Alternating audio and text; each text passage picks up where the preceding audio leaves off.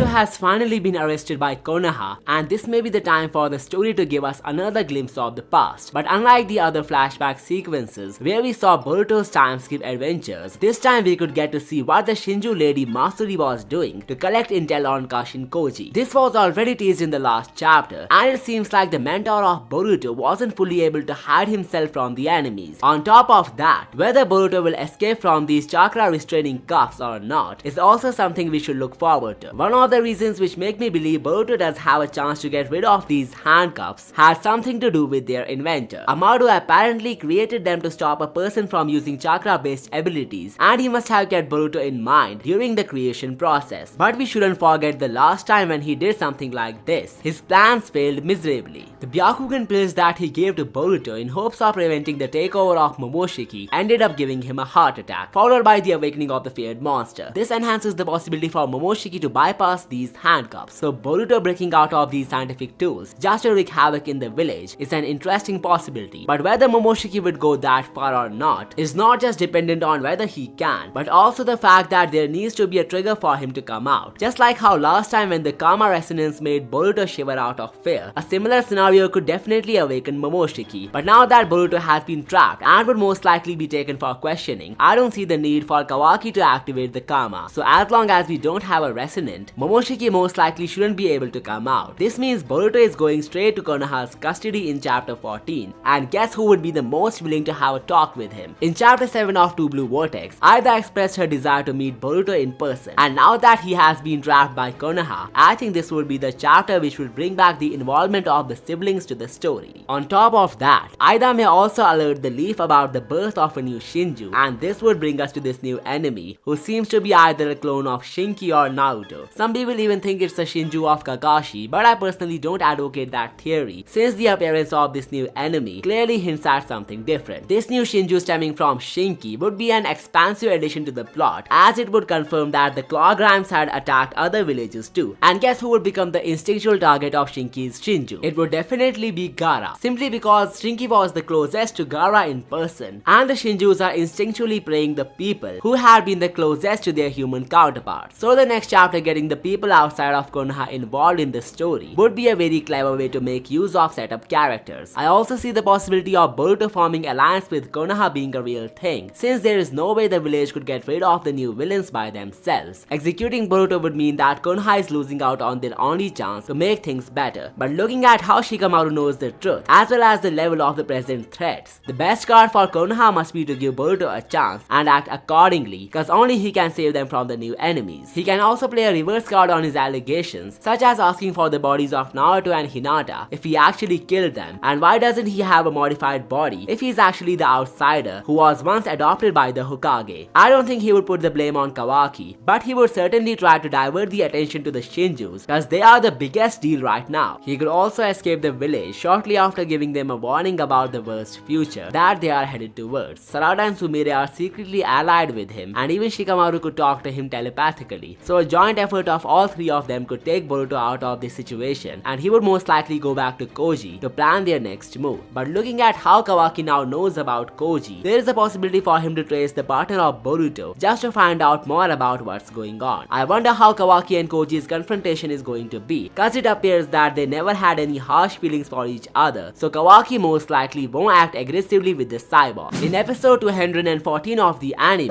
before we get there, if you have forgotten some parts of the anime and hate spending too much on streaming services or OTT platforms to rewatch your favorite TV shows, then today I have got a super deal for you that could save you some serious cash. Thanks to our sponsor GamsGo, which allows the user to share premium subscriptions for streaming services like Netflix, YouTube Premium, Disney Plus, and even ChatGPT at a fraction of the cost. For example, the price of Netflix in the US is almost $20, but with the money saving magic of GamsGo, you can enjoy the same services at just $3.67 for an entire month. Furthermore, the price of YouTube Premium is almost $12, but by using GamsGo, you can get the ad-free experience of YouTube at just $3.34 per month. Here are some more comparisons of the original price of certain streaming services and the deal that GamsGo provides you. You would be more or less saving up to 80% compared to the regular subscription prices. So in a nutshell, you are getting access to the same high quality content, but by sharing the cost with others, you are only paying a small portion of what you normally would. Not only do you get a lower monthly rate, but GamsGo offers better deals if you commit to longer subscription terms like 3, 6 or even 12 months. This is indeed great for those who want to enjoy streaming services for longer time and save even more. Plus, setting it up is also super simple. Just sign up by using the link in the description of this video and select the service of your choice that you want to pay less for. Then simply use my code KASHI to get another small discount just cause you discovered this helpful service from my channel. And unlike other platforms where you might have to wait to be matched with a group, GamsGo gives you immediate access to your subscription the moment you sign up. They have even got 24/7 customer support if you run into any issues, so it's completely hassle-free. Lastly, if you have missed any of the Boruto episodes, I recommend you to sign up at GamsGo and use my special code KASHI to rewatch your favorite shows at way less price. So episode 214 of the anime clarified that Kashin Koji was made to destroy Ishiki only, and after his role was finished, he was expected to die and never come back. But as we know how prescience gave him a reason to fight the odds and become the star of change, his endeavor has certainly increased, and with this ability of looking into the future, he has become a vital asset in saving the world from all sorts of threats. Now as far as Kawaki is concerned, his relationship with Kashin Koji doesn't seem that fruitful. Firstly, because he seems to have the genes of Ishiki, and if history repeats, then he could end up in a strong hateful situation against Kashin Koji. As said by the Otsutsuki, destiny is predetermined by genes, so Kawaki acting like Ishiki to Koji is definitely possible. Secondly, Koji knows that killing Kawaki would prevent the worst future from happening, so if Kawaki gets to know that Koji wants him dead, then he won't leave a second to exterminate him, again fulfilling the prophecy of Ishiki, where he said Koji's death was predestined by his genes. This means he would die in a way similar to Jiraiya by getting forced with chakra rods into his body. And the only person right now who can manifest these chakra rods is Kawaki. So Koji dying by the hands of Kawaki is a really huge possibility. He could have been the only person capable of changing Boruto's mind on killing Kawaki, and after he's gone, Boruto would not only lose a gigantic pillar of hope, but would also get a real reason to get rid of his brother who couldn't see the wrong in his doings. Coming back to what may happen in the next chapter, Boruto would most likely reveal the glimpses of future seen by Kashin Koji to Shikamaru, so that he gains a better understanding of what's going on and makes tactful decisions based on that knowledge. Furthermore, the other villages could contact the Leaf about the Grime attack, which would lead to the build-up of the new Shinju, who's very likely a clone of Shinki. Shikamaru could have some involvement in this chapter. After all, he has been working together with Boruto for a while now. The best big brain card that he could use to erase the possibility of him helping Boruto from everyone's mind could be by asking Amado to use the shutdown code on Boruto. The secret code was meant for Kawaki, but now that they have exchanged places, Amado using the code just to see if Boruto shuts down or not is a huge possibility. But if he uses the code under the presence of Kawaki, it would automatically turn off Kawaki instead of shutting down Boruto. But since Amado knows that their bodies have been switched thanks to the karma on Kawaki's palm that he recognized, I don't think he would use the shutdown code, as it would expose Kawaki, and Amado can't be on bad terms with him since he needs him to revive his daughter. We could even expect Amado to give us some solution on the Shinju situation after he gets to know about the reason of their awakening and purpose. Only if they are not a part of his plan, which is very likely the case here, as in every future that Koji foresaw, Amado was not able to fulfill his plan, meaning that his plans are not absolute and is not that big of a mastermind that he appears to be. Anyway, the take of Amado on the Shinjus would be really interesting to listen. Furthermore, I think this chapter would mark the beginning of Kawaki losing hope on the shinobi system. Shikamaru would be forced to change things in Boruto's favor, and Kawaki, after realizing this, would start thinking differently about Konoha and the ninja system. A court case type of scenario taking place between Boruto and the Leaf is also possible. While Sarada would try her best to save the name of Boruto, Kawaki would most likely barrage him with a number of allegations, but little does he know he will fail, as a lot has been happening behind the scenes that he's unaware about. A few more things that I think could happen in the next chapter include some lore about the Shinjus and their new plans on attacking their instinctual targets. Kakashi's huge role, which has been teased by Kodachi, could also manifest in this chapter. He could be one of the people who would monitor the interrogation of Boruto, since it's a really huge case and the elders of the village need to interfere. Let me know your take on chapter 14 in the comments. The best predictions will make their way to my next video. Don't forget to subscribe if you are new here, and I will see you next time.